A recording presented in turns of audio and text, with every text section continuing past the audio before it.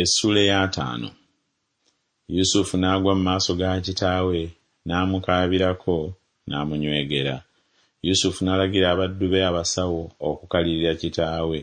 Abasawo ne bakalirira Isirayiri. Ne bamala ennaku 4 nga bamukalirira, kubanga bwe ziti ennaku ez'okukaliriramu bwe zenkana okuzimala. Abamisiri ne bamala ennaku 7 nga bakumya olumbe ku bubwe. Awo ennaku ez'okumukaabira bwe zaggwa, Yusufu n'agamba ennyumba ya Falaawo nti, obanga kaakano ndabye ekisa mu maaso gammwe, mbeegayiridde mwogere mu matu ga Falaawo nti, kitange yandayiza ng'ayogera nti, laba nfa mu ntaana gye neesimira mu nsi ya Kanani mw'oli nziika. Kale kaakano nkwegayiridde, nyambuke nziike kitange era ndikomawo. Falaawo n'ayogera nti, yambuka oziike kitaawo nga bwe yakulayiza.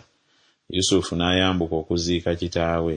Ne wagenda naye abaddu bonna aba Falaawo, abakadde ab'ennyumba ye n'abakadde bonna ab'ensi y'e Misiri. N'ennyumba yonna eya Yusufu ne baganda be n'ennyumba ya kitaawe, abaana baabwe abato n'endiga zaabwe n'ente zaabwe, ebyo byokka bye baaleka mu nsi y'e Goseni. Ne wayambuka naye amagaali era n'abeebagadde ku mbalaasi, ne kiba ekibiina ekinene nnyo. Ne batuuka ku gguuliro lya Atadi eriri emitala wa Yoludaani. Ne bakubira eyo ebiwoobe bingi binene nnyo, n'amala ennaku 7 ng'akaabira kitaawe. N'abo abaatulanga mu nsi Abakanani bwe baalaba nga bakaabira mu gguuliro lya Atadi, ne boogera nti, okukaaba kuno kungi eri Abamisiri, kyeryava lituumibwa erinnya Aberumizirayimu ekiri emitala wa Yoludaani. Abaana be ne bamukolera nga bwe yabalagira.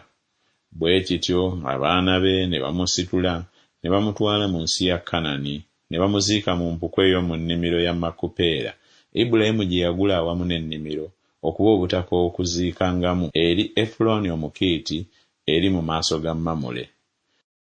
Yusufu n'addayo mu Misiri, ye ne baganda be ne bonna abaagenda naye okuziika kitaawe bwe yamala okuziika kitaawe.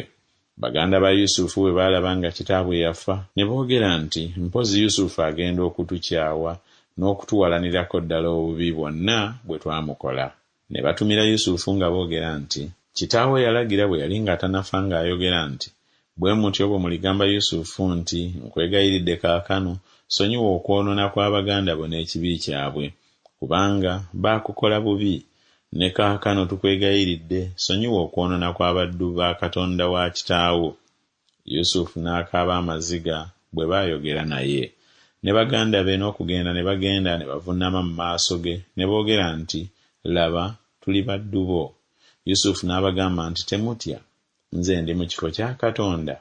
Nammwe mwali mwagala okundeetako ebibi, naye Katonda yali ayagala okundeetako ebirungi, ng'era bwe kibadde, okuwonya abantu abangi baleme okufa. Kale kaakano temutya, n'abaliisa nga mmwe n'abaana bammwe abato. N'abasanyusa, n'abagamba ebyekisa.